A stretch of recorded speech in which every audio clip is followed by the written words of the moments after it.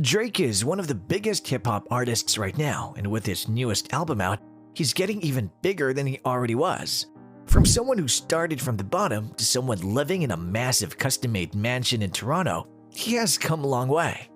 The 34-year-old Canadian superstar spared no cost in building a 4,650 square meter luxury mansion in his native country in late 2019, and it may be one of the finest places to be stranded in isolation during a worldwide pandemic. In today's video, we will be taking a look inside Drake's $100 million mansion, its history, and how it was made. Before we get into the video, make sure to leave a like and subscribe with bell notifications so you don't miss out on our future uploads. Make sure to stick around until the end as we will also be talking about his exotic car collection. Now, on to the video. The house of major recording artist Aubrey Drake Graham in Toronto is unlike any other. Drake's opulent home, which measures 50,000 square feet and includes facilities like an NBA regulation-size indoor basketball court, topped by a 21 square foot pyramidal skylight, is undoubtedly lavish. Instead of vast swaths of cheap drywall and mountains of ungainly furniture upholstered with a hot glue gun, the stately Drake Manor, as envisioned by Canadian architect and interior designer Ferris Rafauli, is a marvel of old-world craftsmanship made of limestone, bronze, exotic woods, and other noble materials. Every aspect of the enormous estate has been painstakingly planned and implemented, and there isn't a single Scarface poster to be found. Drake describes his passion project, quote, "Because I was building it in my hometown, I wanted the structure to stand firm for 100 years. I wanted it to have a monumental scale and feel." He also adds it'll be one of the things I leave behind, so it had to be timeless and strong. The home, dubbed the Embassy, is inspired by classic Beaux Arts architecture, but has been condensed and slightly abstracted to give it a more contemporary feel. In form, materials, and execution, the structure is a proper 19th century limestone mansion, but the exterior profiles are more minimal and the lines are a bit cleaner, adds Rafauli, who has his own luxury design and construction business in Ontario. He then goes on to add, "This isn't stucco, paint, and fake gold. That's not what Drake wanted, and that's not what I do." The luxurious interiors are described by Rafauli as contemporary Art Deco, a classic historical design that has been modified and revitalized to reflect both the spirit of the era and the DNA of his high-profile client. The designer of the house also stated that once you've chosen a certain style, you can dance within that style. Drake then goes on to talk about what his vision was with the design of the house. He says, quote, "It's overwhelming high luxury. That message is delivered through the size of the rooms and the materials and details of the floors and the ceilings. I wanted to make sure people can see the work I've put in over the years reflected from every vantage point."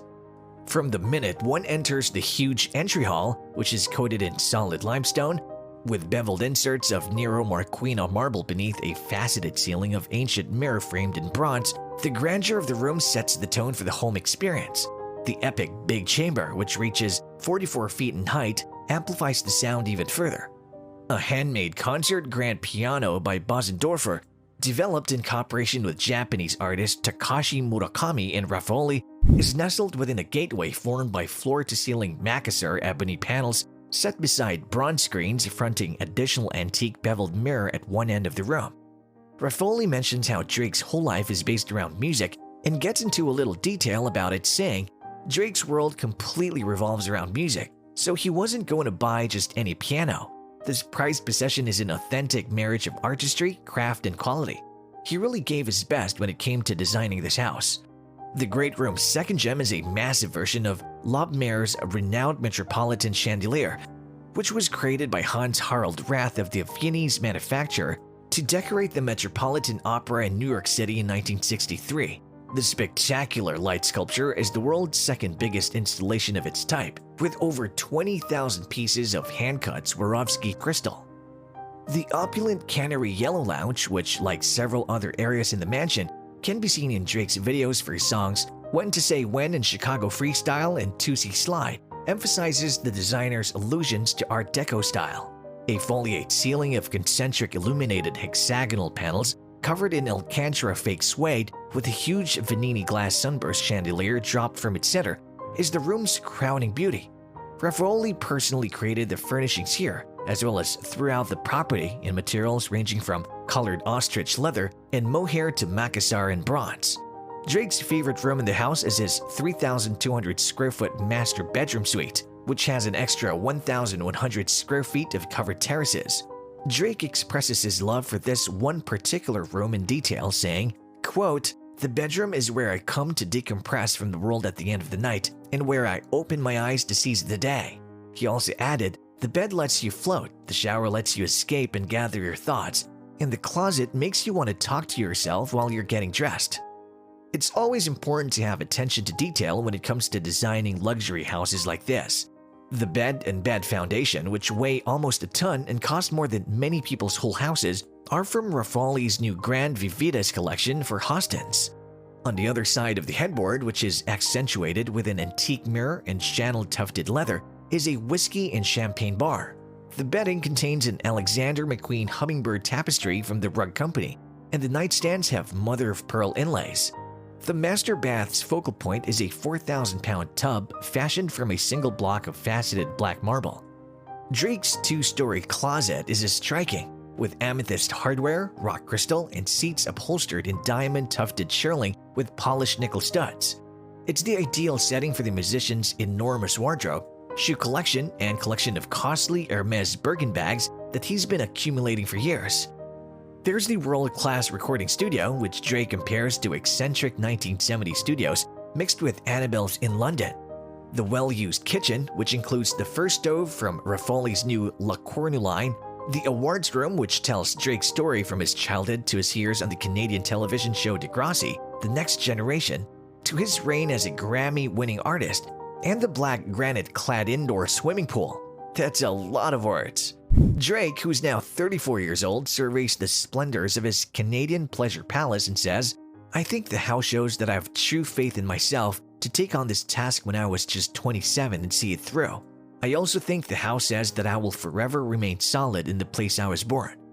We've talked about the details of the house, but let's take a look at what's in his massive garage. Lamborghini Aventador Roadster. This is one of the most popular supercars in the world from one of the most popular car manufacturers. It looks like it came straight out of Gotham City because of its matte black finish. In fact, Drake even joked about how he felt like Batman when he's inside the car. Devil 16. Tony Beth, the CEO of Driving Emotions in Toronto, has helped Drake in customizing a number of his vehicles. Drake even had Beth assist him in bringing the first Devil 16 from Dubai to Toronto so he could use it in his music video for I'm Upset. Although some sources suggest Drake has already purchased one of these very rare hypercar, it was simply rented for the video production. Bugatti Veyron Sang Noir. Before the Aventador, Drake's Batmobile was the Bugatti Veyron Sang Noir, one of the most rare special editions of one of the most crazy hypercars ever built. Speaking of Bugattis, isn't it about time he upgraded to a Chiron? He also owns a Ferrari LaFerrari, which cost him over $1 million, a McLaren 675 LT, a classic supercar. He owns way more than the cars mentioned here, but if we were to get into details of his collection, then we might be here for the whole day. So maybe we'll talk about it in another video. Anyway guys, that concludes the video. Did you enjoy it? What part of the house was your favorite? And which one of his cars would you like to ride in? Let us know in the comment section below. Don't forget to leave a like and subscribe to our channel. Also, make sure to check out our other videos. Before we end the video, here's a fun fact. Drake's private jet is the Boeing 767-300F, and it's valued at a whopping $242 million. Cargojet gave this gigantic plane to Drake as a gesture of their newly signed partnership. Thanks for watching. I'll see you in the next video. Bye!